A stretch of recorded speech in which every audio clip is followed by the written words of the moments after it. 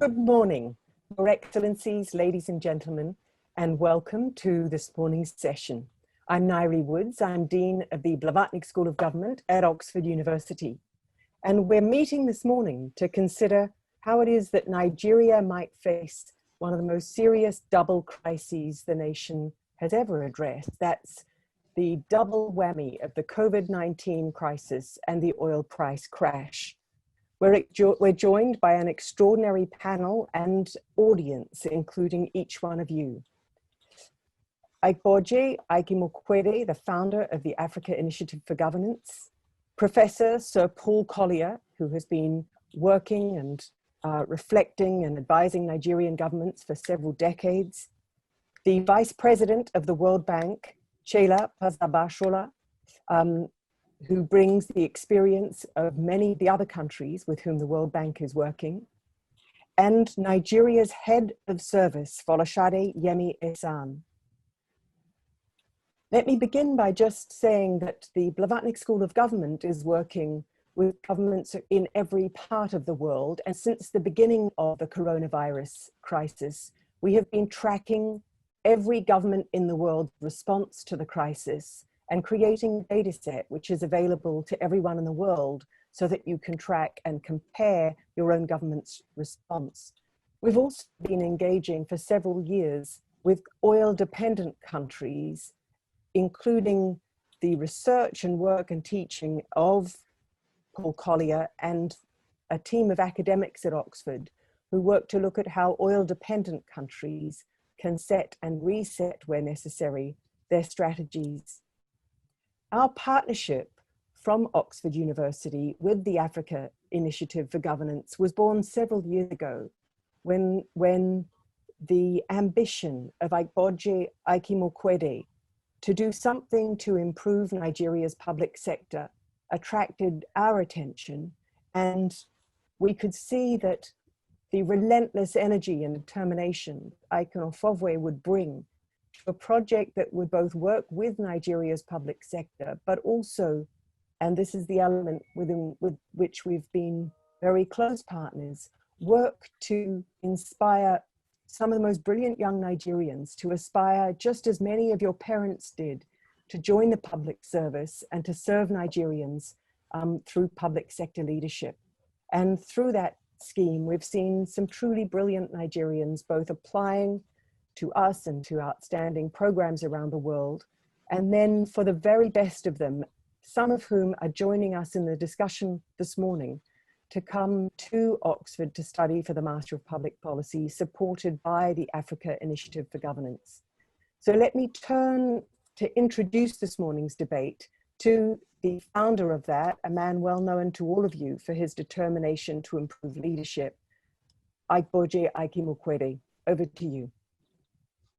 Thank you, Ngaire, and it's great to be on this discussion with speakers like Sir Paul Collier, Ceyla, our own head of service, Folasade Yemi-Esan. From time to time, I'm asked this question. Can we put on the slide? From time to time, I'm asked this question, and the question is, what is AIG? Are you DFID? Are you an African DFID? And I say no. My answer is simple. We are an independent, non-state, not-for-profit institution. We believe very strongly that by transforming leadership in government, we can transform Africa's socioeconomic performance. We provide funding, we provide training, we provide mentorship. We are strong advocates for reform.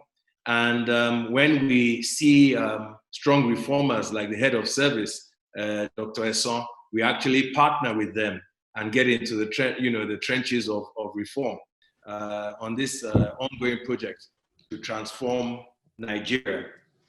I have 3 slides, including this, that are going to speak to health issues because, of course, our conversation this morning is centered around a health challenge. And I think this is going to set the context for the discussions to follow, particularly ending on the note of what are really the opportunities for transformation that this pandemic and, of course, the coincidence of an oil price crash at the same time, provide, to Nigeria. So if we go on to the next slide, which is numbered slide 2, I think the oil platform analogy is quite fitting. Nigeria today faces the double whammy of a virus pandemic and an oil crash. And I like to think of crisis as platforms for change. I think it was Rami Mano that said, never waste a great crisis. And this particular burning platform is calling for unprecedented action by Nigeria. The problem, however, is that virus pandemics have two things that can fuel them. And those two things are populations, large populations, as well as poverty or the absence of revenue to deal with the pandemic. Let me start with populations. People take for granted what it takes to deal with a pandemic from a social standpoint. The logistics and social challenges of fighting pandemics are probably the reasons why nations fail or succeed. They're very daunting. And a simple one, and when we come, for example, to the HIV pandemic, you think it's easy to get people to practice safe sex? And I mean, this is something that we take for granted in many regards today. But in the mid-80s, early 80s, when HIV/AIDS began to first rear its head, and I think of my life as a student in university, these things were not easy to get people to adjust to. Just like today, the COVID pandemic and the issues of social distancing are raising. Now, of course, poverty, it takes some to defeat pandemics. It doesn't help when you have a population of 200 million, like Nigeria does. But let's talk about huge sums. Thus far in the world, $15.9 trillion is the value of interventions announced globally, which comes to about $2,000 per person in the world. 99.9% of this actually comes from government. I'm taking the global announcements. And about 10 basis points, which is 10 bips in a percent, actually come from the private sector. I'm talking about globally. In Nigeria, we have 6.5 billion of interventions announced, which comes to $32.5 dollars per capita. And this is beginning to lead and tell you something. Now in Nigeria, as opposed to the rest of the world, and it speaks to, of course, the structure of the Nigerian economy, 95% of the announcements have come from government, 5% from the private sector, which is huge. But then at the same time, some people look at private sector commitments and ask, is it too much? And I laugh because our private sector commitments have not yet even reached the sum of 100 billion naira. That works out at $1.30 per person. I mean, that is really, so the more from the private sector we can get, and from every other source, Nigeria needs all the help you can get. Now below, you see the pandemic death rate. The world has suddenly come to a standstill because of COVID-19. And that is principally because if you look at the profile of pandemics globally, most pandemics actually don't hit Africa first. HIV, for example, yeah, you can say malaria because it's a tropical disease, but the malaria pandemic was certainly shared between Africa, Asia, and the Americas. And what you find actually is that fighting pandemics is a marathon, it's not a sprint. It takes years and decades and so on to win these battles. You need huge reserves of fuel. It's not what you do in the first 3 months that's going to count. And if you think about the HIV pandemic, you think about malaria pandemic. Unfortunately, while the world has won the battle against HIV/AIDS, the world has won the battle against malaria. Nigeria certainly has not. And Nigeria ranks number 1 in terms of death rates in malaria, number 1 in terms of HIV death rates. We account for probably 25% of the death rates of malaria globally, and more than 50% of the death rates of HIV. So whilst, yes, we can beat our chest at our low death rates in terms of COVID-19, 6 months or half a year down the road, let's really beat our chest in 10 years' time. Ebola, we did very well, but Ebola is different. COVID-19 is more like HIV, more like malaria in terms of its mass communicable nature. And so I think, you know, there's a big question mark. There are opportunities for us, but that a positive outcome for Nigeria vis-a-vis COVID-19 is not inevitable. If we don't do the right things, if we don't do the right things at the right time, I hope that the tragedy of malaria and the tragedy of HIV/AIDS will not be the tragedy of COVID-19 for Nigeria. Next slide, please. I love comparative analysis because it gives you an evidence basis to think through how to address issues.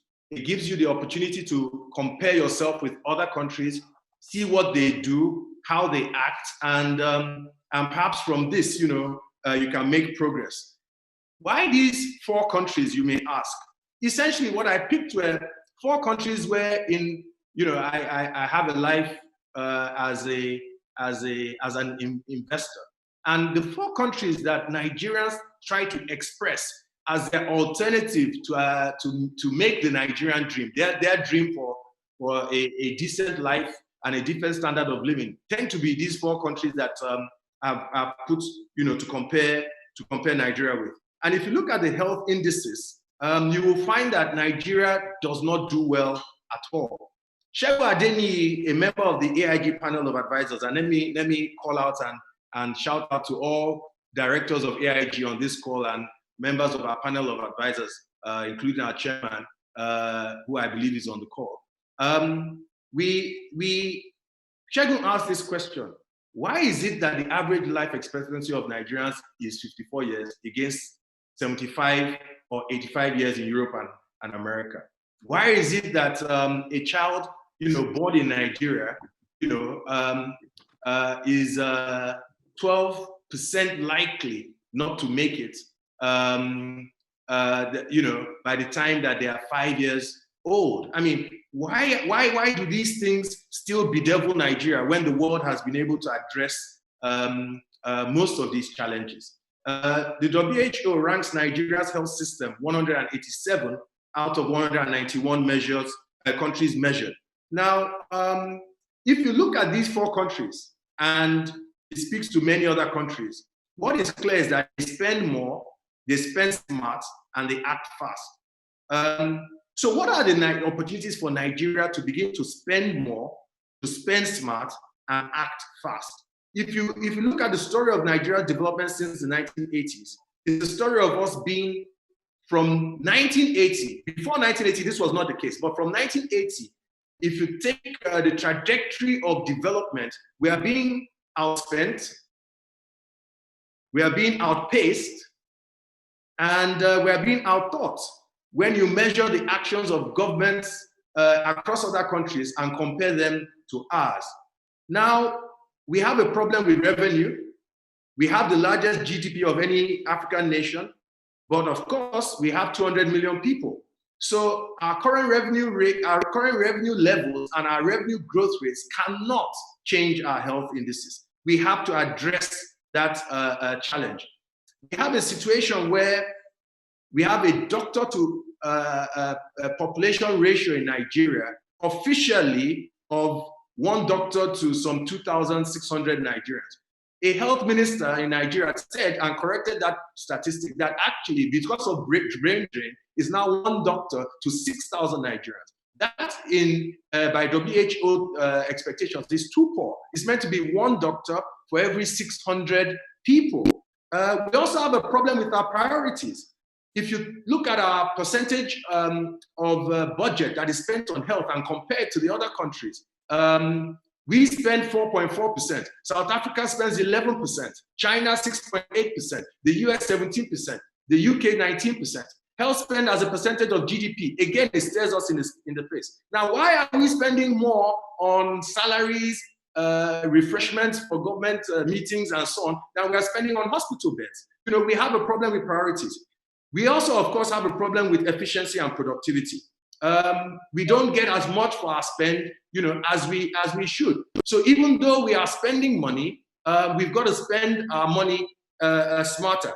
I think the opportunities that COVID-19 brings for Nigeria is that it's an opportunity for us to reset, to rethink, and re-architect and reinvent the way we conduct and lead our people so that we can spend smartly, we can generate more revenue, we can also get them to act in a manner that will help us deal with this pandemic and other health issues. And most importantly, we will get a much more efficient and productive set of outcomes from the initiatives that we pursue.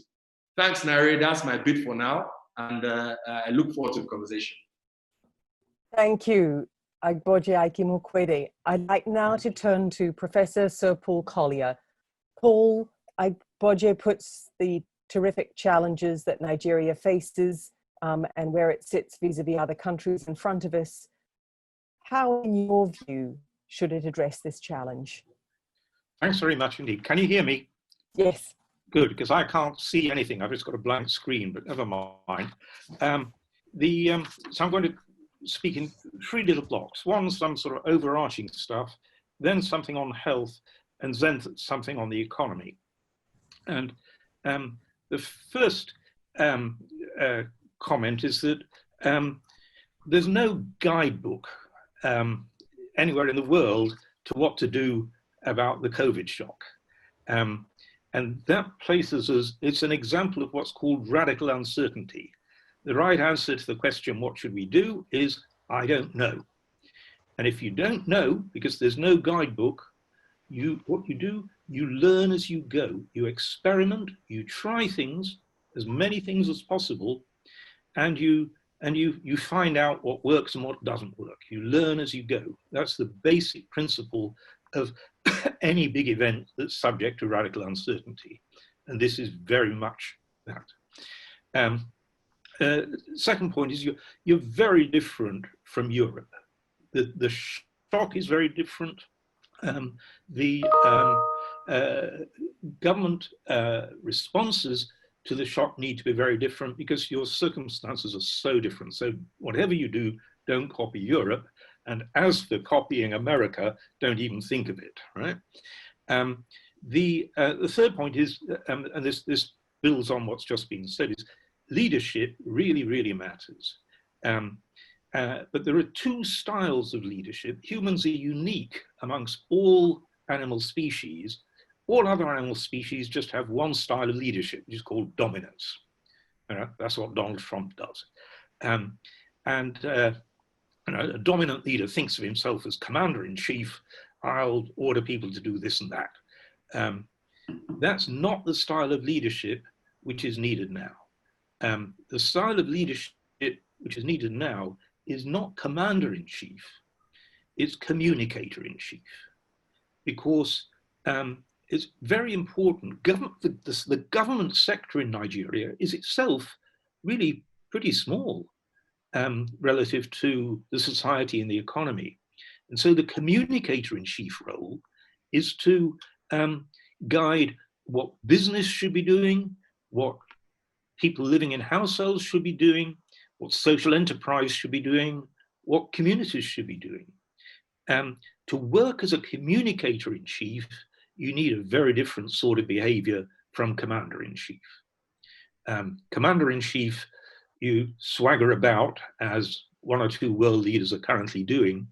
For communicator-in-chief, the style of leadership that works best is a degree of self-sacrifice. Lead by behavior from the front, as it were.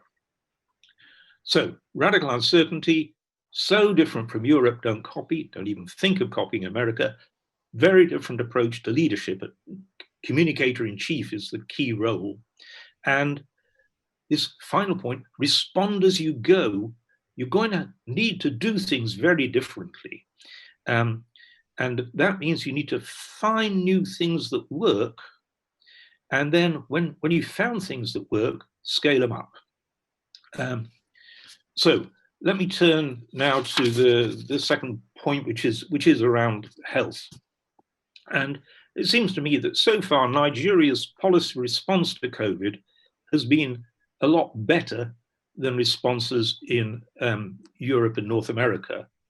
And that's partly because you've thought of COVID as analogous to Ebola. And that's a much better analogy from what Europe thought, which was it's analogous to Spanish flu. What Nigeria did very successfully with Ebola was test, track, trace. That's really, I think that the more you can follow, test, track, trace with COVID, the better. The temporary lockdown alerted people to the need for behavioral change. Now I think it's definitely served its usefulness. It's alerted people. People now know something potentially dangerous is happening. And what we now need is to move into what's now being thought of as smart responses. And what is meant by smart responses is you're going to need to do different things in different places at different times as little pockets of infection appear. So different things in different places at different times, and often specific to different activities. There are some activities that really need to be closed down, the big public meetings, and specific demographically. There are some age groups, namely my own, that are much more at risk than the majority of Nigerians who are young. So that's sort of, and the only way to run that, the only way is to decentralize the response. And you're very lucky that you've got this structure of states as well as the federal government. And the states are ideally suited to try different things in different places at different times. And then your job is to sort of evaluate and say, oh, this seems to be working, this isn't. There's a famous phrase which describes that the states, this structure of many states within a federation provides a natural laboratory for democracy. It's the one structure in which democracy enables different things in different places. Nigeria's COVID shock, the health aspect really is very different from the rest of the world. As those slides have brought out, Nigeria's own health situation is very different from the rest of the world. You've already got a major health problem, which has nothing to do with COVID. And the vital health priority is to maintain and expand your basic health services. You've got a population which is unhealthy and poor, and is going to get poorer. And so that's the priority, I think, is to try and reduce the deaths from malaria, from the basic killers. And issues like ventilators are frankly irrelevant to the core of Nigeria's health problem. But now let me turn to my main message, which is that the key respect in which the coronavirus hit is so different in Nigeria than in Europe is that the shock to Nigeria is mainly an economic hit, and it's a very big hit. It's the fall in the oil price, it's fall in remittances, it's probably some capital flight, and all of those things mean you've got a big fall in foreign exchange earnings, a big fall in government revenues, and quite a big fall in ordinary people's capacity to spend money, big fall in income and the capacity to spend. So those are the big three economic shocks. Foreign exchange, you've got much less of it. Government revenues, much less of it. Ordinary people, quite big falls, I think, in the ability to spend. Now, on top of that, you've got three features which really amplify that shock. One is that it's likely to be pretty persistent. You know, the rest of the world is merrily talking about V-shaped recoveries. Probably not going to be a V-shaped recovery. But the oil price is certainly not going to be a V-shaped recovery. And so the most likely scenario is that this persists for at least 3 years and probably longer. I'm working with the government of Saudi Arabia on this, and they have recognized that this is a major shock. Even though they've got a huge sovereign wealth fund, they recognize they're going to have to adjust to the shock. They can't just spend their way through it. Nigerian government starts very different place from the Saudi government. You already start from a situation of fiscal stress. As I understand it, I hope I'm wrong, even at $80 a barrel oil price, you weren't able to cover government's recurrent spending from oil revenues. So you've got extreme fiscal stress. You've got a lot of foreign exchange stress, and you start with the income shock, you start with people being poor. And so you're starting in a position of, if you like, vulnerability to all of these three big hits. So what can you do about them? Other than my saying, don't start from here, which is not helpful. So what are the options? So let me go through the big three things: foreign exchange, revenues, and incomes. Won't take very long, and then I'll stop. So on foreign exchange, you can't diversify your export base. It would have been great if you'd done that in the last couple of decades, but it's too late to do that now because world demand for imports is falling. And so trying to increase your exports it will be facing a completely unrealistic international situation. And so that's not on. But you can reduce the need for foreign exchange quite a lot by reducing dependence on imports. And the big opportunity there are actually many opportunities, but the really big opportunity is food. Nigeria imports quite a lot of food. And in all honesty, I don't think you should be importing any food. That means a big resource shift in the economy from the basically the sector that produces goods that don't compete with imports towards food and other activities which do compete with imports. There is one way of doing that efficiently, and I'm afraid there's only one way of doing that efficiently, and that is to let the exchange rate depreciate quite a bit. You cannot talk about this. No Nigerian can talk about this on a Zoom. I can talk about it because I'm a foreigner, and you're free to ignore anything I say. So even if somebody hears, it doesn't matter. But my advice would be you really need to depreciate the exchange rate, because the other way of trying to reduce dependence on imports is handing privilege out, patronage out, and we know where that leads.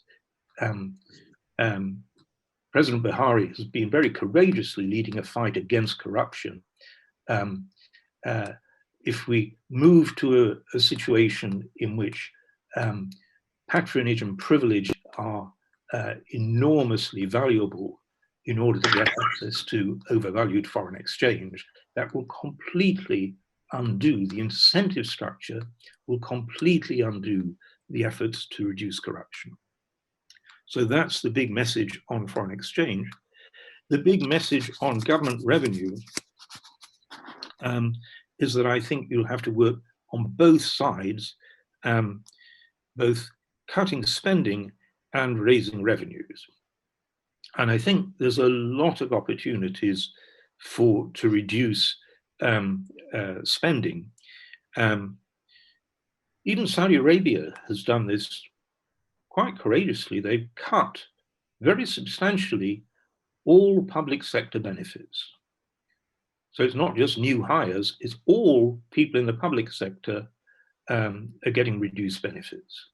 And that's, and you can lead from the top. I mean, unfortunately, the people at the top have to make the biggest sacrifices so that they can genuinely become communicators in chief and say, we're all in this together. We're having to take a hit, but so will you. So that's the spending side. Raise revenues. Nigeria's had a very, very low share of non-oil tax revenues in GDP. Very, very low. Saudi Arabia has just tripled its rate of value-added tax, tripled it. So, you know, that's pretty dramatic, pretty painful. I don't suppose it was very popular. You've got a moment when you can do these things, and that moment is now. Because at the moment, having had the lockdown, you can say, we've got a major crisis on our hands. Everybody in the world has a major crisis on their hands. If you try and kick the can down the road, you may be able to kick it down for a year, but it will be still there in a year. You'll walk down the road for a year, and there will be the can. And this time you won't have any resources to kick it down the road. And when you say to your population, I'm sorry, we now have to adjust because of COVID, they'll say, but COVID's over. COVID's over. So now's your chance to bring the population with you and say, this time we've got a crisis, we're going to have to change. The final hit, so foreign exchange, government revenues, and the final hit is to people's incomes, incomes of ordinary households and incomes of firms. And you cannot cushion household incomes very much by handing out government money. Government, first of all, doesn't have much money, but above all, government is just too small relative to the economy. You know, Europe's public sector is 40% of GDP. And it can afford to increase public spending by 10% of GDP. And so it can provide cushions to people who become unemployed and the like. You're in a very different situation, but fortunately, you've got one big buffer that can work to cushion the household incomes of ordinary people. And that is the informal sector, where most ordinary people already get their livelihood. And my advice here is to do everything you can to help the informal sector to grow. So now is not the time to regulate and bully the informal sector. Now is the time to lift all the restrictions that can possibly be restricted, to channel finance into micro enterprise, not very expensive, but would help the informal sector. That's the cushion, especially, to go back to it, the informal production of food. That leaves me finally with the income shock to firms. And again, the government doesn't have much money here. What's the best channel into firms is through the banks, through extending bank credit. And also Nigeria, unusually for Africa, does have a certain amount of non-credit longer-term finance to firms in the form of equity. And that is what really desperately needs to be expanded. The scheme that's happening in Europe, which may be worth a thought, is that initially governments have encouraged banks to extend loans, partial guarantees of credit to firms, and then they're now in the process of going to be converting those loans into equity, and that equity they're going to push down so that it's managed by locally based venture capital. That's too complex a message for me to describe in my remaining minute, but I do have a new paper on it with Oxford's Professor of Finance, Colin Mayer, and I'm happy to share it with you. On that note, I think I've more than overrun my time, so I apologize and I'll stop. Thank you. Paul Collier, thank you so much for those clear words of advice and guidance, and we'll come back to Professor Paul Collier in the question and answer session. I'd like to invite a couple of responses from our audience now. I wouldn't want this discussion to proceed too much further without hearing from the chair of the board of the Africa Initiative for Governance, known throughout the world, the former President Obasanjo. President Obasanjo, could I invite you to join us in this discussion and to make a comment? Thank you very much.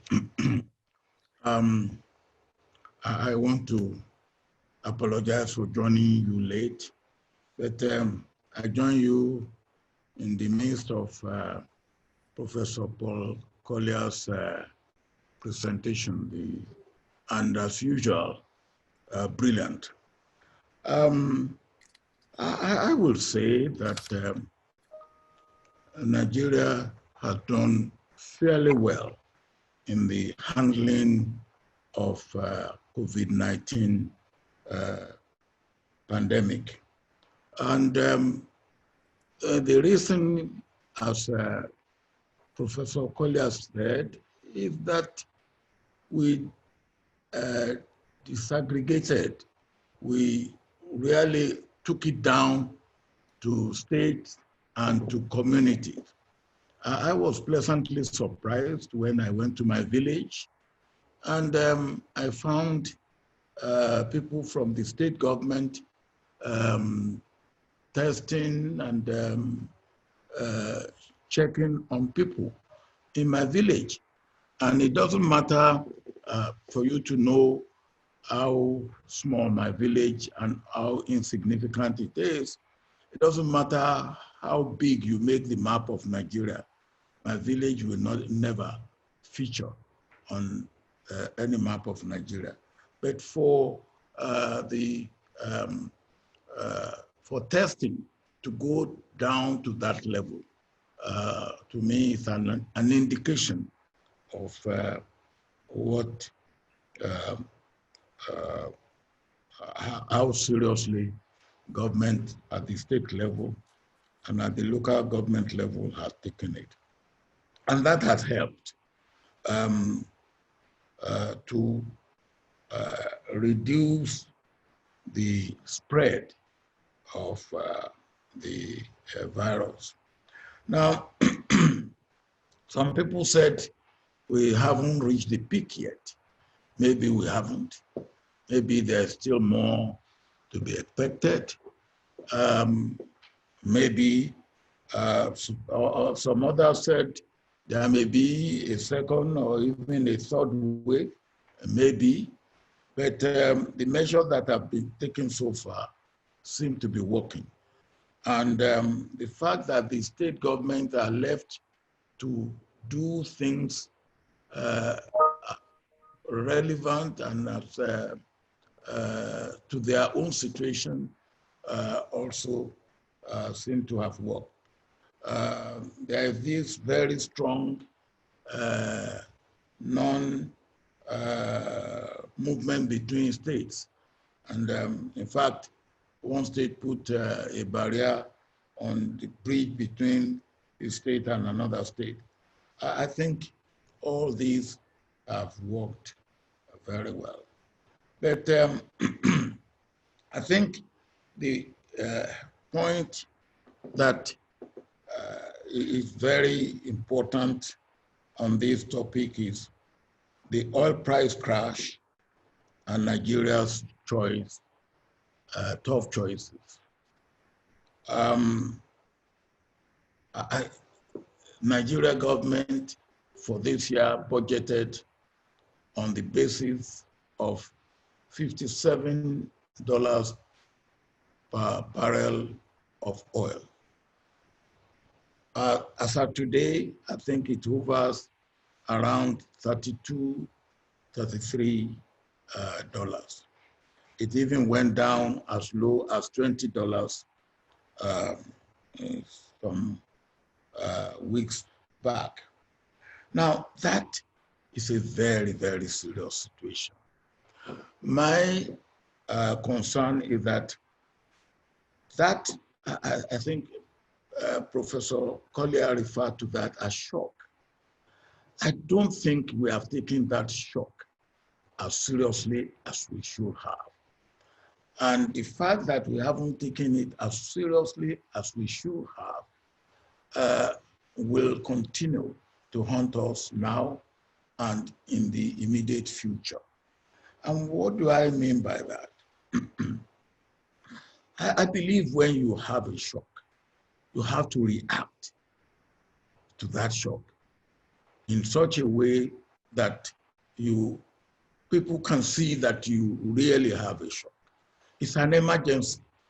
And what are the emergency actions that we are taking? In the economy, we don't seem to have taken much of any emergency action. We seem to be going business as usual. What have we done? Professor Collier talked about reducing government expenditure. We haven't done anything. One state, the governor said he will reduce the salary by 50%. I believe all public sector in Nigeria at the highest level should reduce salary by 50%, and maybe the low-income workers by 25%, graduate down. And that should go on for as long as necessary until we get it into our psyche that we are really in an emergency. Now, that hasn't been done, and I don't know whether it will ever be done. I believe that the oil price crash should be used as an advantage because we have paid lip service to diversification of our economy for decades now. And we move 2 steps forward and 3 steps back. There was a time when I was military head of state, we were almost sufficient in rice production. And then the government that came in after that established a ministerial committee for importation of rice, not for production of rice, for importation of rice. And then, of course, all the gains we have made to be self-sufficient in rice production was lost, and lost with tremendous corruption going with it.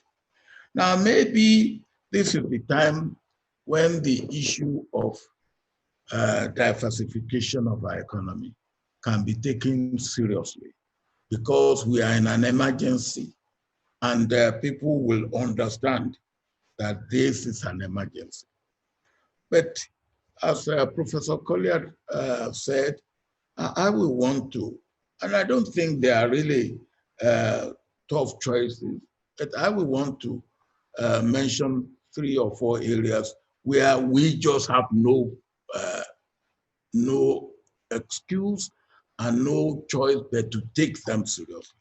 One is food.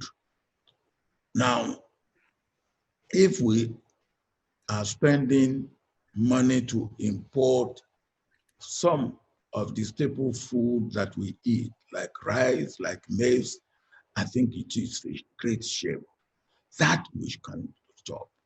Now, and in agriculture, I talk of agribusiness now, the whole value chain from even making the instrument for land preparation up to the food on the table. Now, that is an area that we can also pay attention for employment, for job creation, and for wealth generation. I don't talk of poverty alleviation. I think the world is tired of hearing of poverty in our land. And I think we should change the narrative to wealth creation. And if you create wealth, and we can do that, and we should do that at every level. And the main instrument or the main platform for doing that should be agribusiness. And if we take that seriously, first, we will stop importing food, particularly staple food. I don't mind if anybody wants to eat caviar, and let him import caviar, but put heavy tariff on caviar. That is not, it's not a necessity. It's a luxury. So food must be taken seriously, and this is the time to do it. We can give ourselves a space of 3 years and say, look, within 3 years, we want to be self-sufficient in key staple food in this country.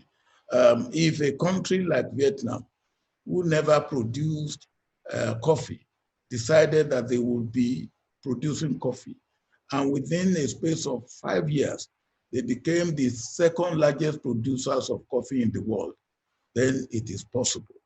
And there is, I would say, there is ample opportunity for Nigeria. Now, after food, the next is what I call substitute. Substitute for things that we import. And Professor Collier mentioned it. Now, how much fertilizer do we have to import? How much can we make use of natural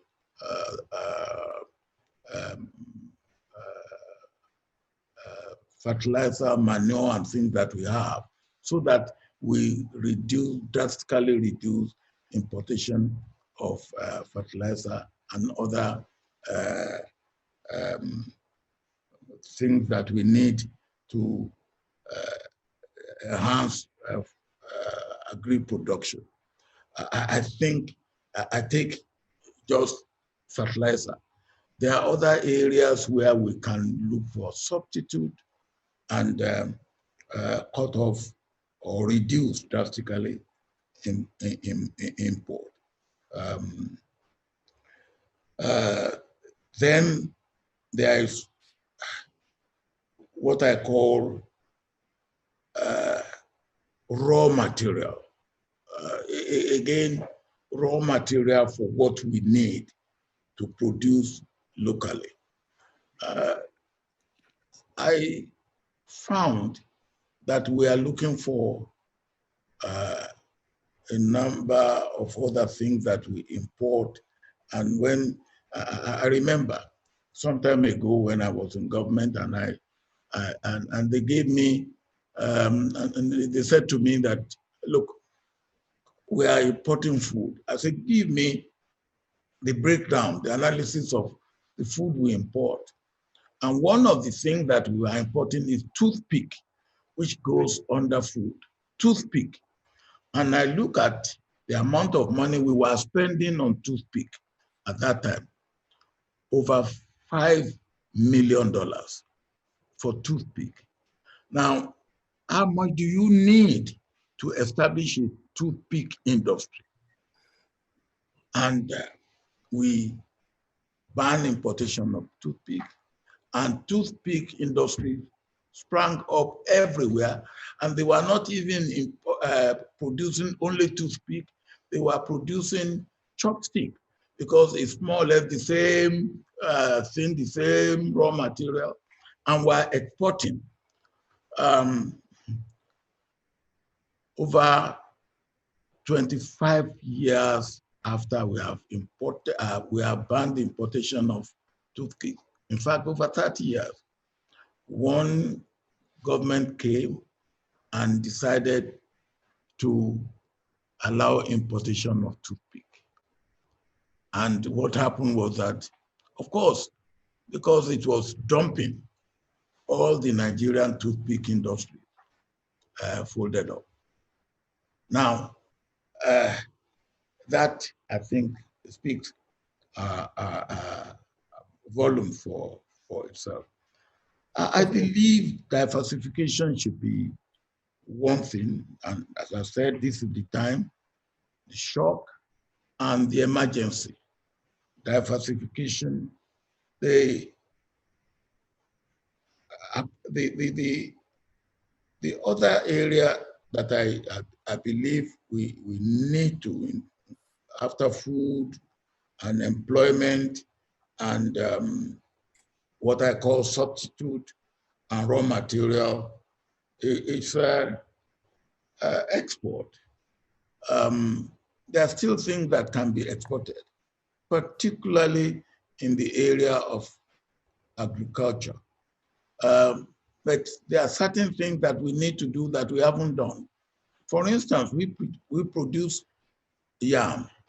I think we are one of the largest producers of yam in the world. But our yam cannot go outside Nigeria because we have no certification center. So our yam can only go as Ghana's yam because Ghana has certification center and Nigeria has no certification center. For quite some time, Afrexim and some of us have been trying to establish certification center to be able to get these things certified so that they can enter North America, Europe, but we are still on it. How much will it take? How much time will it take? I wonder. Now, thank you, President. These things called tough choices, they are not real tough choices. They are necessary choices that we should make right now. Otherwise, we will continue to wallow in what we are wallowing in before COVID-19 and after COVID-19. President Obasanjo, thank you so much.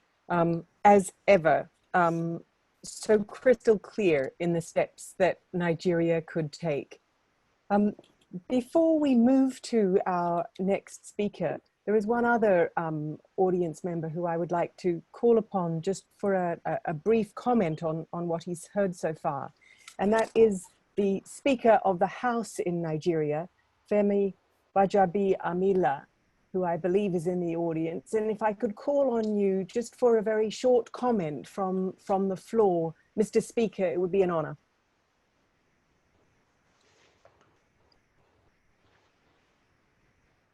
Well, thank you very much. Thank you for having me. I'm very delighted to be on this program. I've listened carefully to Professor Paul Collier, and I particularly am excited that our very revered former president and father, President Olusegun Obasanjo, is also on this program, and I appreciate your invitation. Well, as relates to oil prices and the crashing oil prices in Nigeria, I think for us it's a rude awakening. I agree with the former president, President Obasanjo, on so many issues here. Not just lip service, but to walk the walk as far as diversification is concerned. And the House of Representatives is taking bold steps, very bold steps in doing this. We have on the table an Economic Stimulus Bill 1 and an Economic Stimulus Bill 2 that is in the process of passage. We have the Social Investment Program by this government, which we are intending to codify and expand. Because as it is right now, the SIP, that's what I call it, the Social Investment Program, is basically whimsical. You give out money, cash transfers, and do just exactly without anything on paper, without anything codified. And that's what we seek to do at this time. The PIB, there can never be a more important time than now to pass the PIB. And these are some of the areas we're looking at. We want to particularly champion debt cancellation as opposed to debt relief, because this would open up several areas, several spheres in terms of the economy. We've already just recently passed the local content bill in the House of Representatives. What does that do? It seeks to expand the local content law in Nigeria and opens up jobs and employment. Right now, what we have is the local content in the oil industry. But then you have the telecom industry, you have the agriculture, and you have several other areas, sectors of the economy that do not have the local content mandate. And so these are some of the areas that we're looking at at the House of Representatives.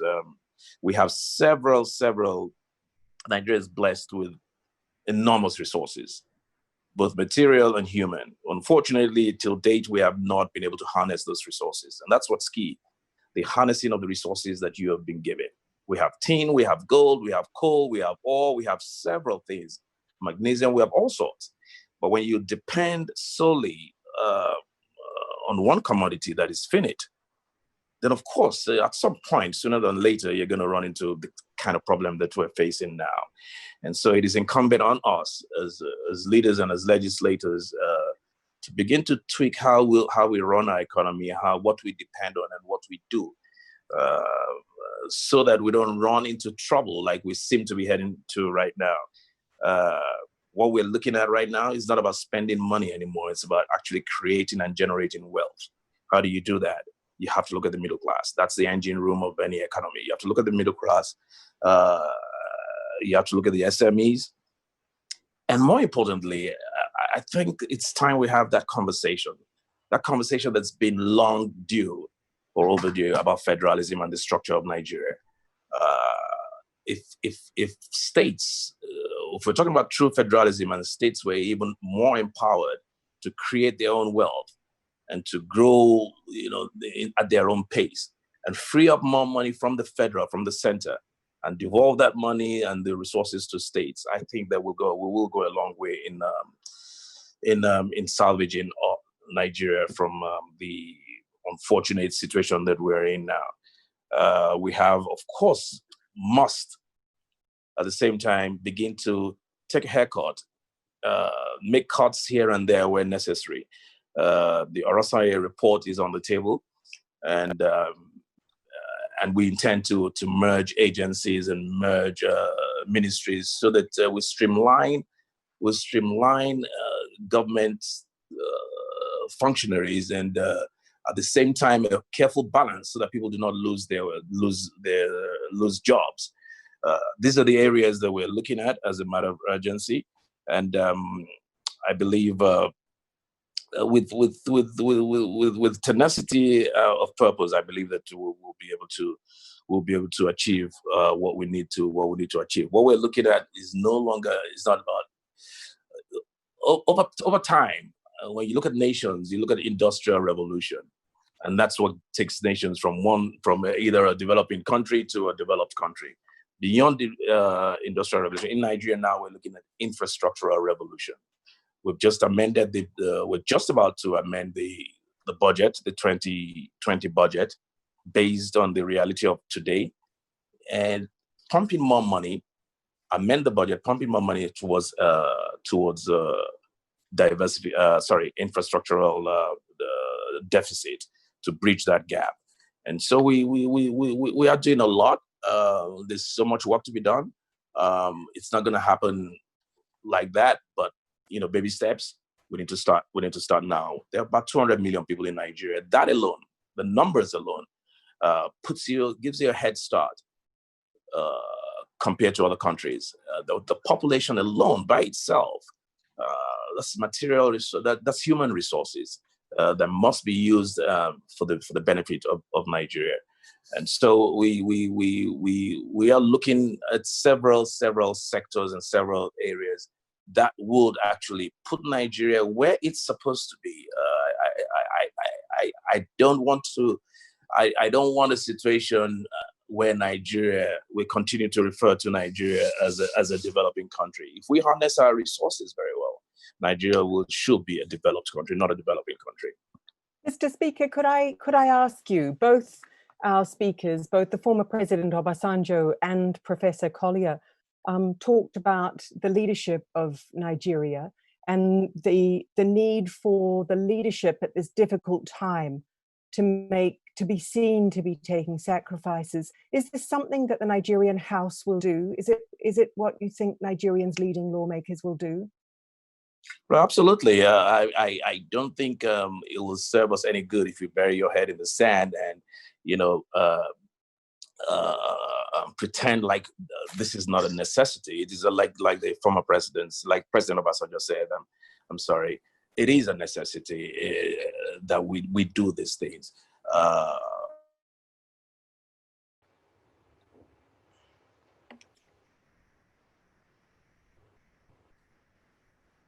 So we're open to a proposal to merge.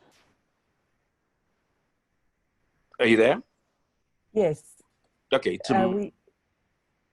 We've lost sound to you, Mr. Speaker. Merge agencies, ministries, and departments, and that have been duplicated. Or if you have 3-4 agencies that can do one thing while multiplying sacrifices. In terms of, I'm not sure if that's the way to go, as opposed to, because when you do the math, when you do the mathematics, when you compile, when you slash 50% of your salaries, because the salaries sometimes are not exactly, are sometimes exaggerated. But rather than go the salary way, I would rather go cut the perks, totally reduce the perks by even 70%. It is the perks. It is the perks and practices of offices. That is where the money is, as opposed to the salaries. But we're open. If that's the way to go, if we do the math and we'll look at the savings from salaries, we'll be more than happy. Sacrifices need to be made at this point by everyone. Thank you, Mr. Speaker. As I turn to the Vice President of the World Bank, I just want to underline the kind of leadership that the Speaker of the House just displayed. A cut in 70% of the perks of the leadership is most surely the kind of leadership and commander and communicator in chief that we've heard so much about this morning. Thank you, Mr. Speaker, for putting that on the table. I would like to turn now so that this discussion can hear some of the unprecedented things that other countries are doing. And for this, we're very lucky to be joined by the Vice President of the World Bank, Ceyla Pazarbasioglu, one of the world's most eminent economists. Ceyla. Thank you very much. It's a pleasure for me to join this discussion. I want to focus on 2 issues today, the depth and the breadth of this crisis, and as you said, what other oil exporting countries are doing to recover better from it. And if I can leave one message with you, and that is, this is going to be a very, very difficult period. This COVID-19 pandemic started as a health crisis and has now become an economic crisis. And we forecast that 2020 will see the deepest global recession since World War II. And it's the most synchronized recession with every single country impacted, likely to push 60 to 100 million additional people into extreme poverty. Unfortunately, most of them in sub-Saharan Africa, including Nigeria. We'd always talk about food security. Many of you referred to it already. And with the locust waves and COVID-19, this is an unprecedented crisis for millions of people whose lives and livelihoods are at stake. And as Paul Collier mentioned very well, oil exporting countries have been hit by this dual shock, impacting lives and livelihoods. The collapse in oil prices has led to a sharp decline in fiscal revenues, as well as in foreign exchange earnings. So this is an unprecedented crisis and will require an unprecedented response.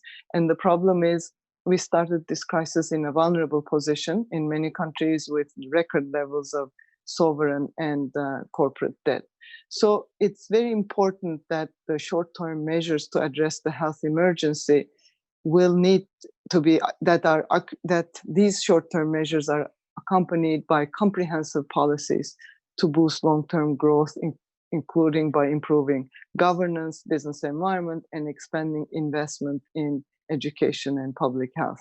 So in terms of what other oil exporting countries have done so far, of course, in addition to increased healthcare spending, governments are implementing a broad range of policies to provide immediate support to activity, as well as some important structural measures to strengthen long-term resilience of the economies.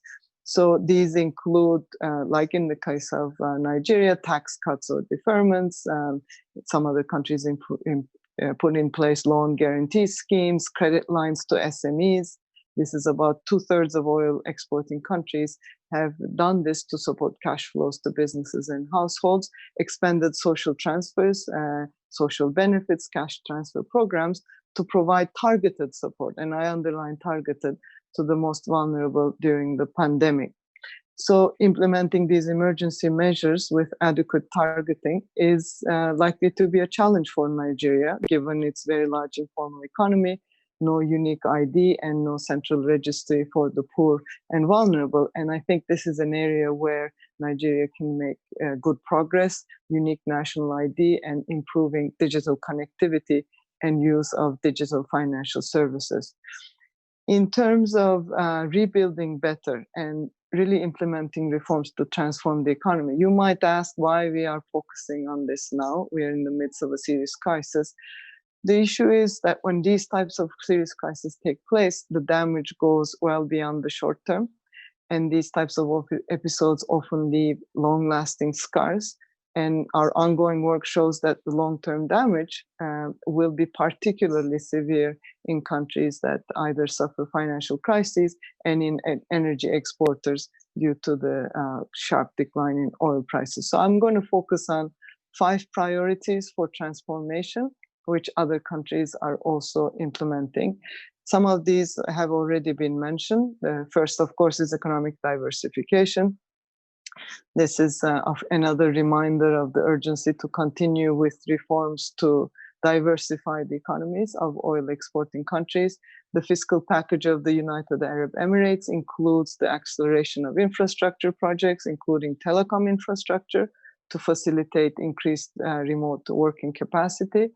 Paul mentioned the need, and some of the largest oil exporting economies are focusing exactly on that in terms of diversification at the state level to improve agricultural productivity and facilitate agribusiness. Given countries' limited resources and that a large percentage of labor force and informal sector are agricultural and food producers, as well as net consumers, it makes sense to prioritize agriculture and food sectors and in designing assistance programs. In this context, as this is going to be long, at least 3 years, as has been said before, we need to also upgrade production, agricultural production, in line with COVID. So production, which goes hand in hand with addressing the issues of social distancing and other needed measures that go with COVID-19. That means really renovating and putting in new agriculture production schemes, which will help countries to make progress in this area. Second very key area, and many have discussed this already, transparency and governance to improve business climate, reduce uncertainty, rule of law. These are all very important issues that will support stronger recovery.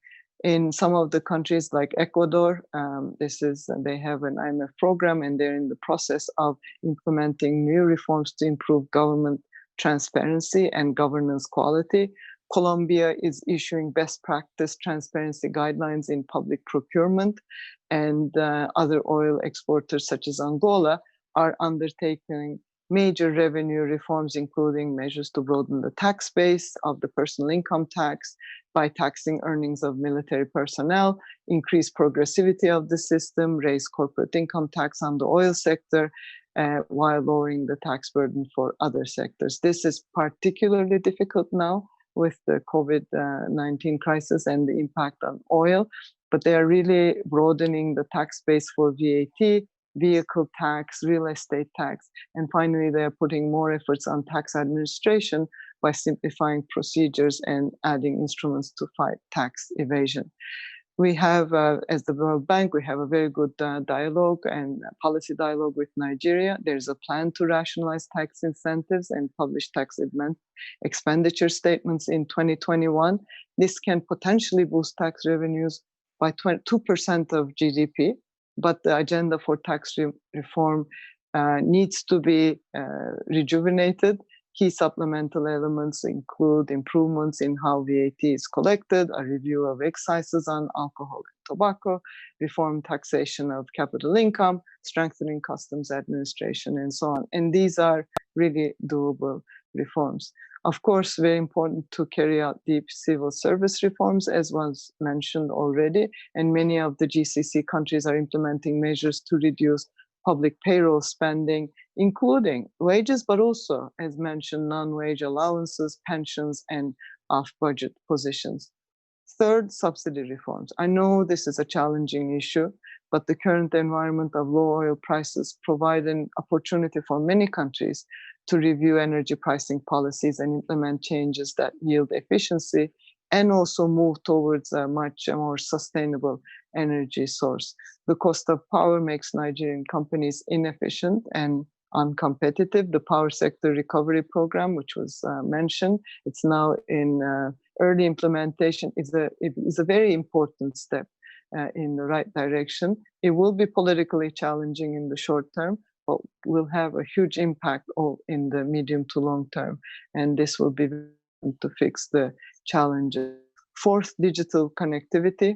This is an area which is getting a lot of attention right now, especially with the containment policies and home-based work. Accelerating digital transformation for all will be very critical, not only to help bridge the poverty divide, but also the gender divide. The role of technology will be critical in terms of achieving universal broadband access through concerted public action and private operation and financing, improving readiness through e-applications in government and the economy, opening access for fintech, digital remittances, e-payments.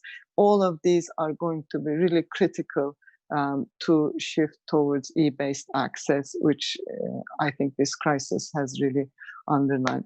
Last but not least, the human capital agenda. I would like to end on a positive note. I wonder if oil is Nigeria's biggest asset. What about its people? 200 million people, an important overlooked asset in my view, and this needs to be harnessed through skills development and promotion of a vibrant private sector. And that really means reducing the role of the public sector in the economy. And this will be critical to foster entrepreneurship, to support formal and informal firms' adjustment to the new normal and the recovery. And this is exactly what we are seeing in some of the countries I mentioned. And I hope that this will be the way forward in Nigeria. Thank you very much for the opportunity. Over to you. Ceyla Pazarbasioglu, thank you so much. 5 very clear lessons drawn from some of what other countries are doing that we've had put in front of us. And Ceyla reminds us of something that every speaker has focused on, which is agriculture and the importance of agriculture. But she's added to this debate the need to simplify and speed up government processes and procedures. And of course, this is an opportunity, not least because there is greater technology that's available to do that. But none of that technology will work if the very most talented Nigerians don't put their minds to it, and if the public sector doesn't attract the very most talented Nigerians to do that. And so with that, let me turn to one of the very talented Nigerians just mentioned, Dr. Folasade Yemi-Esan, the head of Nigeria's public service, to talk us through what this is looking like for the head of service. Dr. Yemi-Esan. Thank you very much, and good afternoon, everybody. I'll just run briefly. I appreciate the panelists, especially President Obasanjo. It was so good sitting here and listening to you again. Thank you for being a part of this meeting. So I'll just quickly go through an overview and then talk about what Nigeria is doing before I zero in on what the public service is doing and what we're geared to do in the future. We all know that we recorded our first index case of coronavirus on the 27th of February this year. And that was just 2 weeks before the WHO declared the disease as a pandemic. And while we were struggling with the pandemic, there was a report by the United Nations Development Program, which said that the socio-economic impact of COVID-19 on poor and developing countries will take years to recover from, with income losses in developing countries forecast to exceed $220 billion. It was also estimated that nearly half of all jobs in Africa could be lost. This is a very disheartening news that we all must read, look at, and plan against. Nigeria is in a very peculiar position because in addition to the COVID-19 pandemic, the falling oil prices has also contributed to the recent economic downturn and also the subsequent US dollar shortage. Nigeria has put in some measures as response. I'll just quickly go through some of this. The first is the Economic Sustainability Committee. This was put up to design and respond to the impact of COVID-19 pandemic and the crashing of oil prices in the global market. The committee is chaired by His Excellency, the Vice President, Professor Yemi-Esan and Dr, and has been tasked to devise a strategy in order to be able to keep the economy going and also make provisions to ensure that jobs are retained and indeed more jobs are created. The second thing is the establishment of the Presidential Task Force on COVID-19. This was inaugurated by President Muhammadu Buhari on the 9th of March, and it's to coordinate and oversee Nigeria's multi-sectoral intergovernmental efforts to contain the spread and mitigate the impact of COVID-19 pandemic in Nigeria. The PTF is chaired by the Secretary to the Government of the Federation, Boss Mustafa. The mandates include, amongst others, provision of overall policy direction, guidance, and continuous support to the National Emergency Operations Center at the NCDC and other agencies involved in the response activities to ensure coordination. It is also to enable the delivery of national and state level outbreak control priorities, amongst others. The Federal Ministry of Health, on its own part, alongside with its agency, the Nigerian Center for Disease Control, has also swung into action with 8 response pillars. The first is surveillance, case finding, point of entry, case management, infection prevention and control and research, laboratory testing, logistics, risk communications, and coordination. There are a number of lessons that the health sector has learned. The first is that as a country, we need to fund this sector very, very well. And the second thing is that even the funding should be managed better and even more efficiently.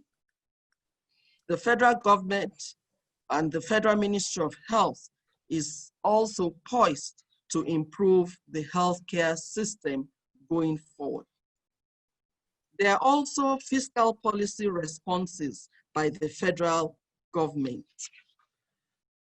And there's a committee that's a fiscal stimulus committee headed by the Minister of Finance, Budget and National Planning. Now there's some interventions. A lot has been spoken about these interventions, but I'll mention a few. There have been daily briefings by the Presidential Task Force on the situation of COVID-19 in Nigeria and what the multi-sectoral collaboration is doing. There's the contingency funds have been released to the Nigeria Center for Disease Control. About 935 million naira was released to NCDC. There's also the establishment of a 500 billion COVID-19 crisis intervention fund. And this fund will be channeled to the upgrade of healthcare facilities at national, state level, and as well as to provide intervention for states.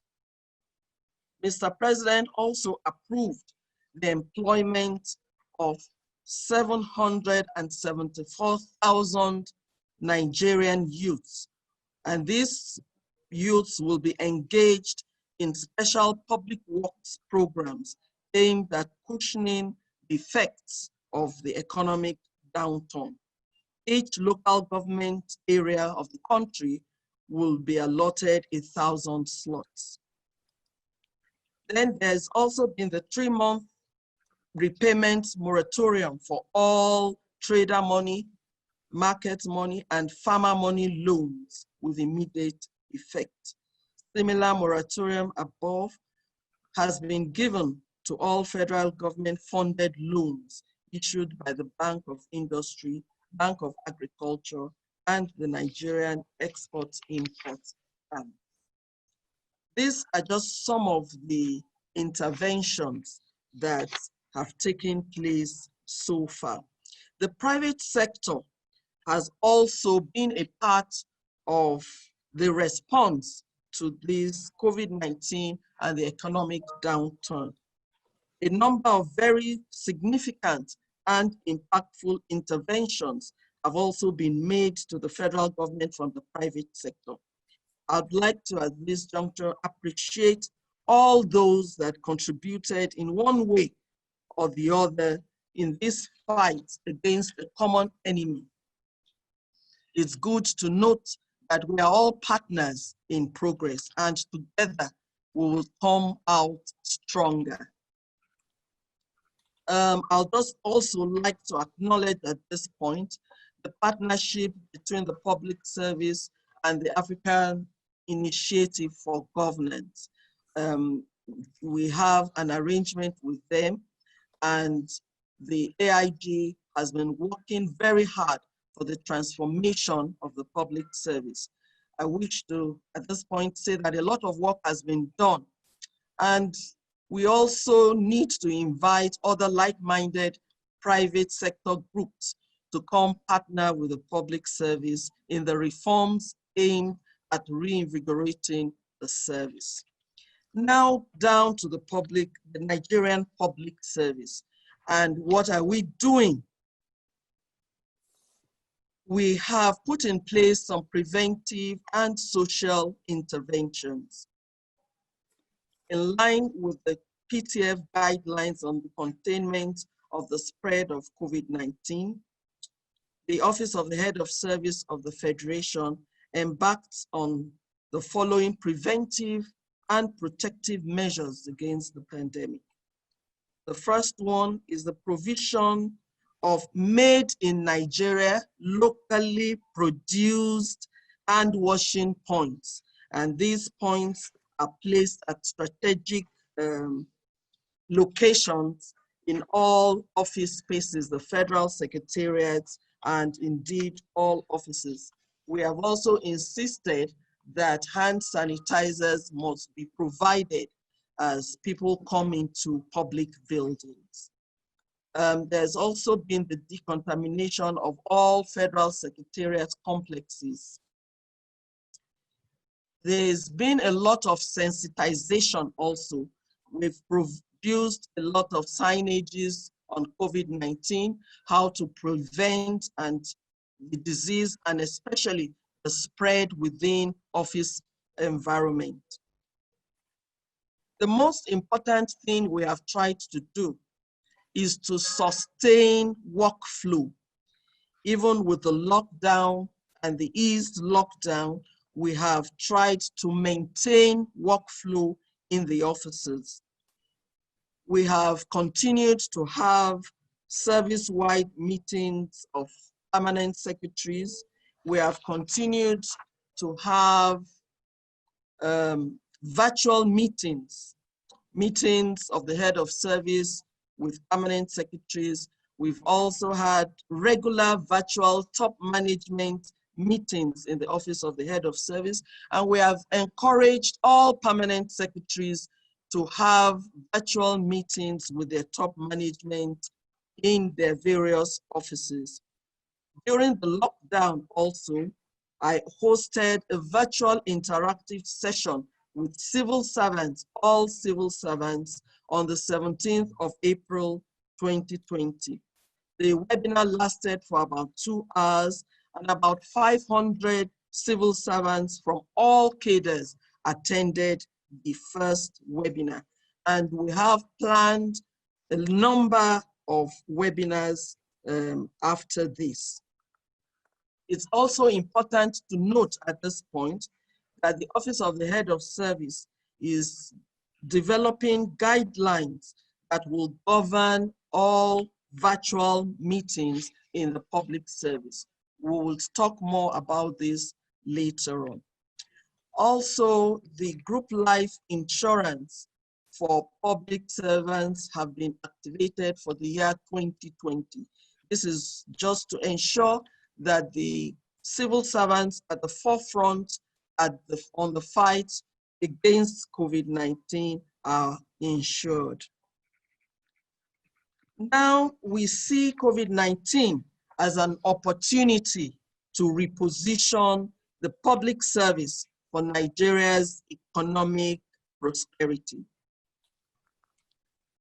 John F. Kennedy once gave this quote: "The Chinese use 2 brush strokes to write the word crisis. 1 brush stroke stands for danger, the other for opportunity. In a crisis, be aware of the danger, but recognize the opportunity." So we in the public service are aware of the danger that the COVID-19 pandemic has caused. We're also aware of the decline in international oil prices, but we also see the opportunity for us to strengthen the public service, to strengthen Nigeria's economy, to strengthen the healthcare sector. And this calls for extraordinary measures by the public service to position ourselves to deliver on this. In this regard, the role played by an effective civil service as the engine room for development in determining a country's progress and socio-economic stability cannot be overemphasized. Therefore, the times we find ourselves in pose unique challenges and a demand to live up to a new dimension of civil service effectiveness that can promote quick economic recovery in the midst of this crisis. Therefore, in view of these present circumstances, it is of essence that we fast-track the timely implementation of all deliverables. And so we must put in place a technology-driven public service that can accommodate remote work. We must build platforms for community engagement, ownership, and public feedback. We must build a conducive workplace environment for the protection of workers through relevant legislation, policies, and actions. And we must promote new values, education, innovation, and productivity in the public service. So what must we do to achieve all this? During the lockdown, we experimented on doing our work digitally, and we succeeded. So going forward, we must proactively put in place structures and mechanisms to digitize all administrative processes to ensure improved and seamless running of government business.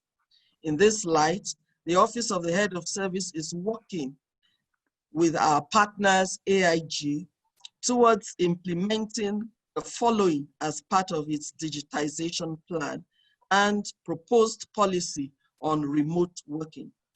Some of the processes that will be digitized immediately include establishment processes, recruitment processes, learning and development processes, payroll processes, employee management processes, and many more. Public servants must therefore prepare themselves for the new workplace that will emerge post-COVID-19. Change management seminars will also be organized to ease the transition to a more digitized workplace. We are also putting new policy directions in place to guide governance going forward. Current situation is an opportunity for us to think outside the box and to develop new policies that will mitigate the effects of the COVID-19 pandemic to produce a very professional and efficient service. We need to think of alternative sources of revenue and economic diversification. Professor Paul Collier talked a lot about that. We must look for ways of increasing our exports and reducing imports. We must emphasize and develop policies that transits between white collar and blue collar jobs. We're going to encourage this transition in order to bolster other sectors of the economy, especially the agricultural sector. We must look at the entire food chain and especially value addition to our agri products. Greater emphasis must be placed on strategies for utilization of local content. The Office of the Head of Service has already started looking at that seriously. We must eliminate waste and enhance value for money on government expenditure.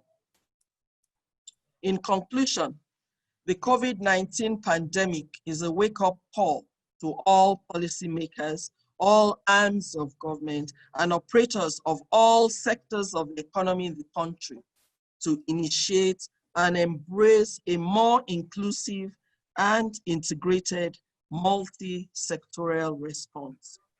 No doubt, tougher decisions need to be made, including, but not limited to, the diversifying of the country's revenue base away from oil exports and improvements, most especially in education and healthcare. Technology and improved capacity of the nation's human capital base. I liked when the Vice President talked about the human capital, the large human capital base that Nigeria has. We must not ignore that.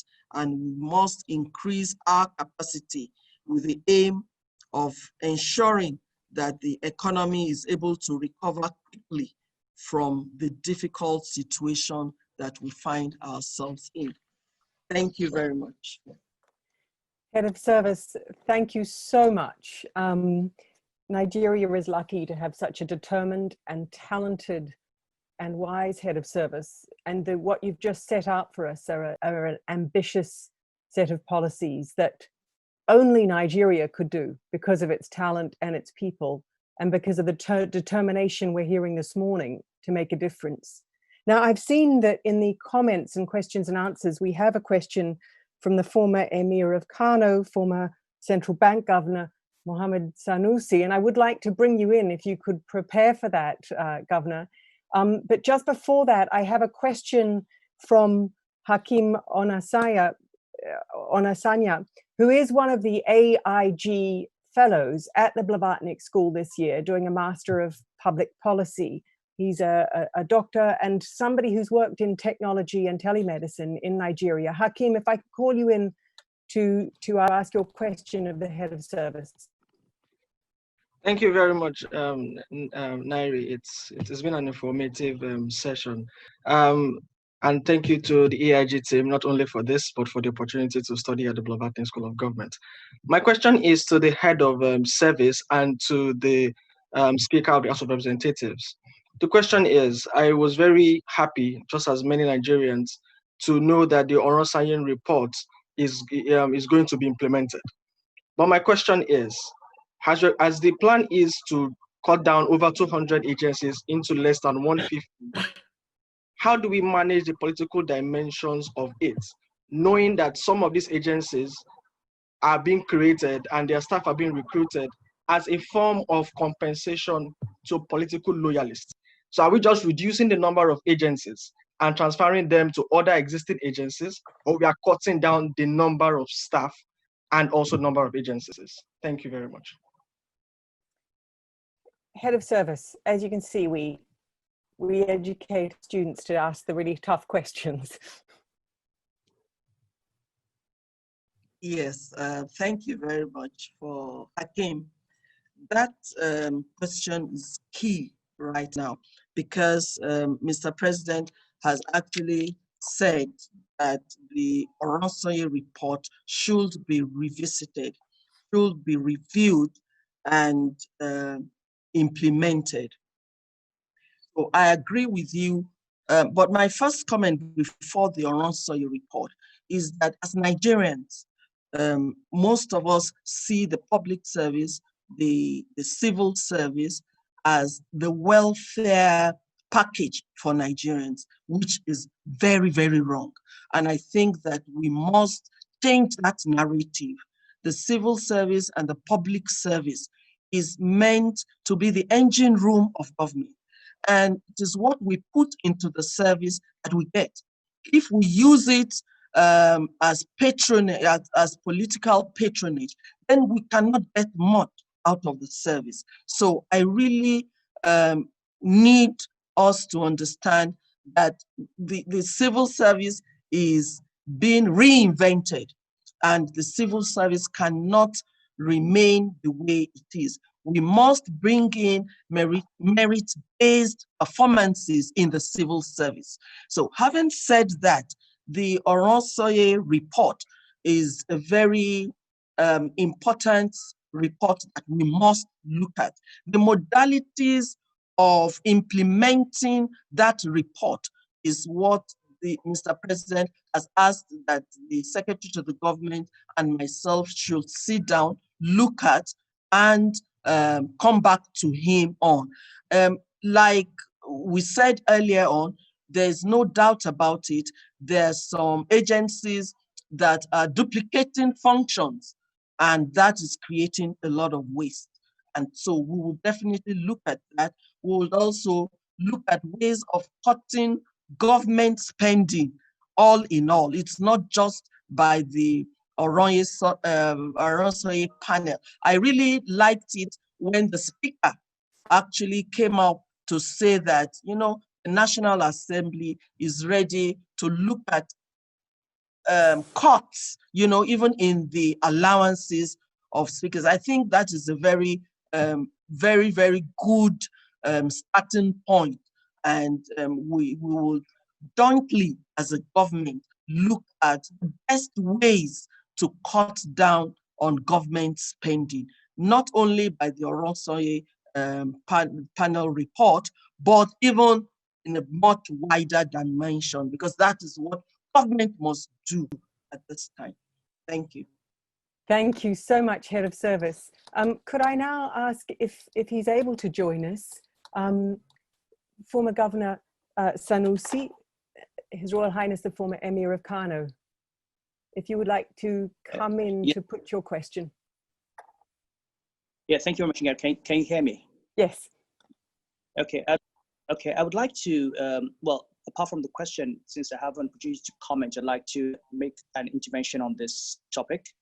And the first thing I'd like to say is well, let me first of all recognize President Obasanjo and all the panelists and thank you for an excellent session. I've really enjoyed this. The first thing I'd like to say is from where I stand, I don't necessarily do a nation recognize the urgency of the situation we're facing and the depth of the crisis, the fiscal crisis facing the country. On the eve of COVID and the collapse of the oil price, the Nigerian government was already spending over 60% of its revenue on debt service. And what was left was not enough to cover recurrent expenditure. With oil production costs at over $20 a barrel, I'm not sure that at $30, $40, we're able to even cover debt service. So the reality is we do need to take a hard look at the structure of the country and understand that some of the decisions we took many decades ago do have implications for the cost structure of governance. So let's ask a few questions. Today we have 36 states in this country, 774 local governments. In each state you have a governor, a deputy governor, any number of commissioners, any number of advisors. You have state legislatures. In the local governments, you have chairmen, you have 10 councillors, you have secretaries. We have a bicameral legislature, 109 senators, 360 members of the House of Representatives. Our constitution requires a minister from every state, so at least 37 ministers. Whether or not we 37 ministries. Now ask ourselves, with this structure, are we not set up to be a bankrupt country? Do we need 500 legislators in Abuja? Do we need all these scores of legislators at the state levels? Do we need a commissioner from every local government? Do we need 774 local governments? And that the Speaker of the House is here to have the Constitution itself and see whether the way we set up this country, we've not set up this country to be bankrupt. The reason we cannot have a deep cut in the budget is that you've just got to cut down human beings. I've got to cut down offices. That's the first question. The second point I'd like to say is that COVID has given us a great opportunity to take certain economic decisions that we were unwilling to take. The subsidy regime in fuels and the fuel sector is a good one. All prices crashed. The government has said no more subsidy. But we need to make sure that when the price goes back to $80, $100, the subsidies don't come back. So now that the Speaker is here, I think it's important that we actually have a law that makes it illegal to pay these subsidies without going through a process. So we don't go back. I mean, we've been paying $2 billion, $3 billion in fuel subsidy at a time when we were spending 60% of our revenue on debt service. So clearly we're borrowing money to subsidize fuel and taking money out of education and out of health to subsidize fuel. And we need to have a national conversation around this. What is more important to the Nigerian people? Is it $1 billion subsidizing petroleum products or $1 billion in education? The third thing I think we haven't done well is have upfront a decision on where we're going to put in resources and not be trapped into history. So if we decide we want to spend 30% of our budget on education. The civil service may not be structured today to accommodate that, but there's no reason why we cannot retrain all those graduates in the civil service to be teachers and move them into education. So you're not talking about retrenching workers. You're talking about moving these human resources into the areas where you need them. We've got graduates who are sitting in ministries who are doing nothing. Train them as teachers, send them to schools, continue paying the salaries, and you can, at the same cost, increase the value to the economy and have a much more efficient use of the spend on the civil service. Now, the question I sent him is to Professor Collier. I didn't know I was going to speak. Yes, we've got your question. But that was basically. Sorry, I was just going to say that was fantastic. I'm very aware that we're running out of time, and I really want to give emphasis to what you've just said, which I think underlines a couple of the points that have kept coming up this morning, that Nigeria needs an outstanding civil service that attracts real talent and focuses on what it's doing. That Governor Sanusi said, we've set up this country to be bankrupt. This is a fantastic seminar this morning because we have the Speaker of the House, we have some of Nigeria's legislators who can pick up and take forward this question of, can Nigeria really afford this huge political structure which sits over the civil service and sometimes prevents it from being the efficient machine that the head of service would like it to be.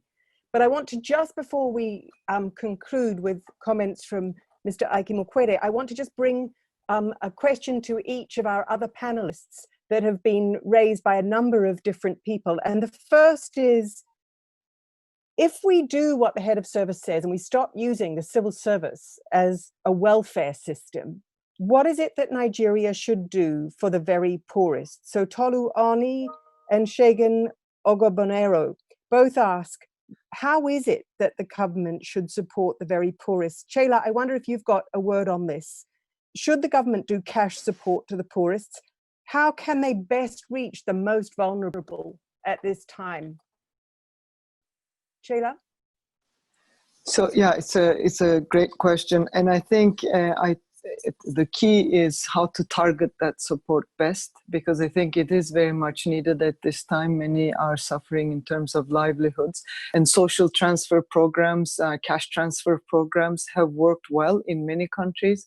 But I think the problem, and this is in other questions as well, to target it and be transparent about it. And for that, many times we have been advising countries to use digital means, which allows better targeting, better accounting, better transparency and communication. So this would be, I think, an important way to increase both transparency, but also support to those that really need it. Mm-hmm. And one other question that several participants, including Dr. Deri Awosika, who's on the AIG board, and Mr. Akarele de Souza, another attendee, put, is how can governments monitor the expenditure? Governments are making unprecedented expenditure. Can they use technology to monitor it? How could they best do that? Do you have a quick word on that, Ceyla? Yes, so I think it's really, we see this very often, this GovTech agenda, which is hugely important, both in terms of, again, having a way to digitally record the expenditure and report account on them. I think this is, e-procurement is another very key reform that really helps not only transparency, but also allowing SMEs and others to participate in important procurement. So these are the two areas I think it would be important to make progress. Thank you, Ceyla. Paul, Femi Adebola says, previous Nigerian governments have devalued, and obviously devaluation, depreciation of the currency has been a big thing that you've focused on today as a way to reduce imports into Nigeria and to ensure that you can kick-start some production within Nigeria. He says, in previous attempts, it's had little effect. So what is it that the government needs to do to assure that this time it has a positive effect? Yeah, so the price signals really do help as long as they're big and powerful, but they can be complemented by practical actions that push resources in the right direction. So as President Obasanjo said, fertilizer, it would be a good idea to produce more fertilizer domestically, a good idea to encourage the development of the agro production, the supply chains. A lot of food production is lost because it's not properly processed, and so you can't store it. So encouraging the whole value chain, whilst at the same time you're providing the incentives to entrepreneurs to do these things by using the price mechanism. I mean, that's all the exchange rate is. It's using the price mechanism, and you complement that by public actions to help SMEs. Just to sort of wrap up, the overarching thing is face these new realities, and new realities call for new actions. The overarching new reaction is learn from experiment and learn from others. So everything you do, are you learning by experiment? Are you learning from others? And then 3 tests. Is it good communication? It's really important that you have good communication so that you point people, entrepreneurs, commercials, social entrepreneurs, point them in the right direction. This is the way things are moving. That's what communication's about. Is it big? If it's not big, it's not adequate to face the new realities. The new realities are big shocks. And is it helping entrepreneurs, both commercial and social, to find new opportunities? That's where you complement the price incentives with the public actions that facilitate both private commercial entrepreneurs and social entrepreneurs to move resources. I thought Governor Sanusi's ideas were absolutely brilliant. The idea of redeploying public sector staff into things that are going to be needed.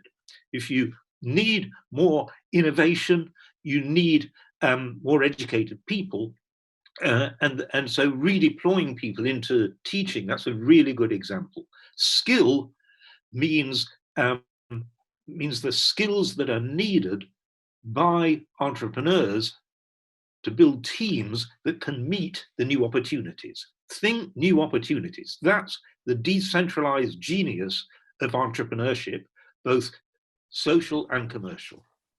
Thank you, Paul. This morning's discussion so far has made me optimistic because we've heard that Nigeria has to face up to a huge crisis, that its political structure needs reform. But we've heard one of Nigeria's most eminent political leaders, the Speaker of the House and the former president, talking about the kinds of sacrifices they are now willing to make.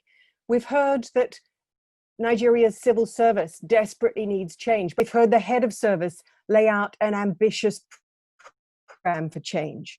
We've heard that Nigeria's graduates now need to rise up, to go out, to teach, to make a difference. And we've heard a young graduate currently studying at Oxford wanting to do that. And he's joined, and you'll see in the Q&A, by many other AIG scholars willing to do this. And we've heard Nigeria's business leaders are going to have to step up their game and be nimble and adaptive, but also to help those other sectors achieve their goals. And I'd like to turn to one of Nigeria's most outstanding business leaders, Aigboje Aig-Imoukhuede, to conclude this session with his of what the opportunities that face Nigeria are. Ike, over to you.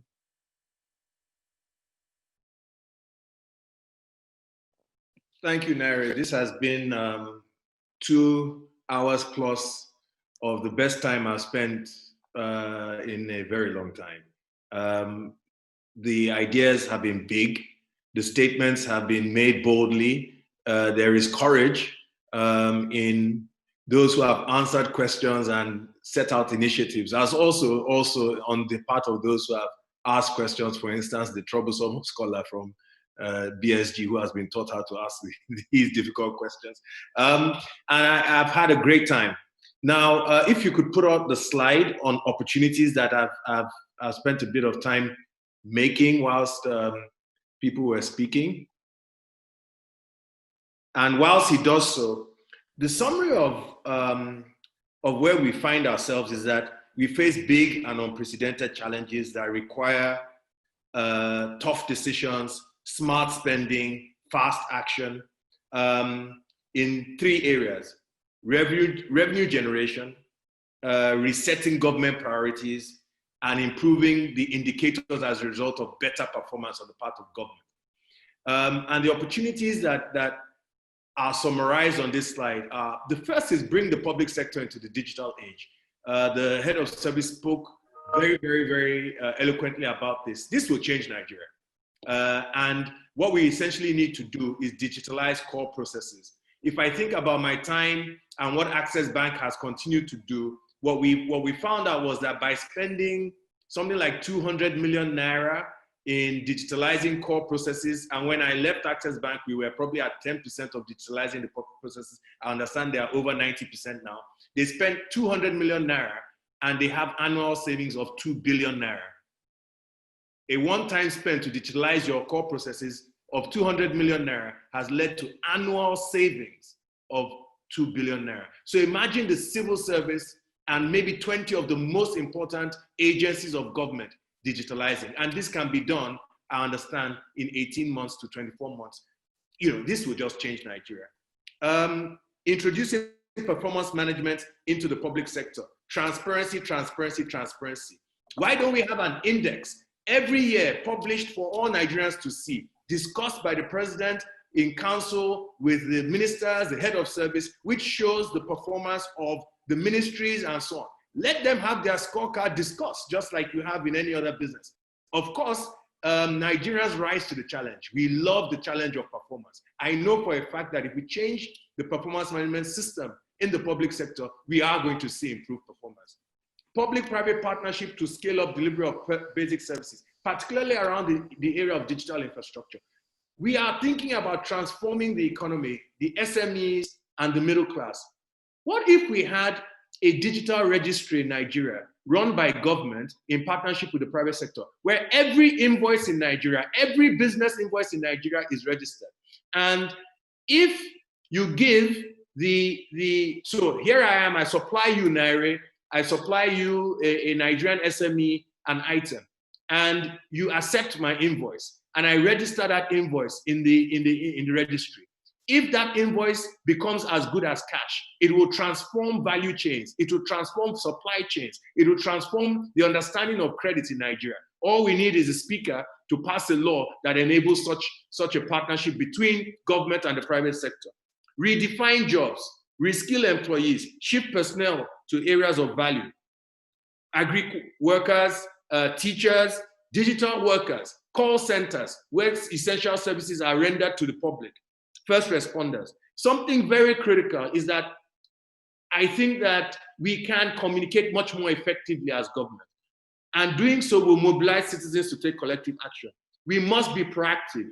Use of influencers, use of social media, and most importantly, the deficit in trust, which will be won when public leaders begin to demonstrate sacrifices of the nature that the speaker has publicly made available to us to hear today. Of course, revenue mobilization and diversification, expense reduction. I have no doubt that if the spirit of this discussion permeates the spirit of what the Nigerian government does from this moment on, Nigeria will never be the same again. Thank you, Ngaire. Thank you very much. I'm aware that we're now over time, and I would like to conclude this session today first by thanking all the participants and attendees. I hope you've all opened the Q&A, because there are some truly brilliant comments in that, and it pains me that we have not been able to go through all those questions as a panel. But I would like to thank first Vice President of the World Bank, Ceyla Pazarbasioglu, who got up at 4 a.m. this morning to join us and gave us that very practical guidance and advice from other countries that the bank is working with to respond quickly to this crisis. I'd like to thank Professor Paul Collier from the Blavatnik School of Government for his wise words, his clear prioritization around leadership, around health measures, and mainly around the economy and the things that Nigeria needs to do. I'd like to thank the head of service, Dr. Yemi-Esan, not just for her contribution this morning, but for her public service to Nigeria and her vision and ambition. And I hope that everybody on this call will help her to achieve that vision. I'd like to thank the Speaker of the House for joining us today and showing Nigerians that every part of Nigeria is willing now to take up this crisis and to make the necessary moves. I'd like to thank former President Obasanjo, whose wisdom is always enriches every debate that's ever held about where Nigeria is going, and to the former governor and Emir of Kano for his deep shake-up about how we need to look even beyond the opportunities that we've concluded with today at some of the way Nigeria has been structured, to ask if it can really win in the 21st century with that structure. But last and certainly not least, I'd like to thank our partner in Nigeria, Aigboje Aig-Imoukhuede, whose vision in the private sector has shown how Nigeria can succeed, and whose willingness and determination to throw his talent and energy and his colleagues' talent and energy to helping the public sector improve in Nigeria is one of the kinds of initiatives that will help Nigeria really come out of this crisis stronger than ever before. Thank you all so much. It's been terrific to engage with you this morning, and good luck.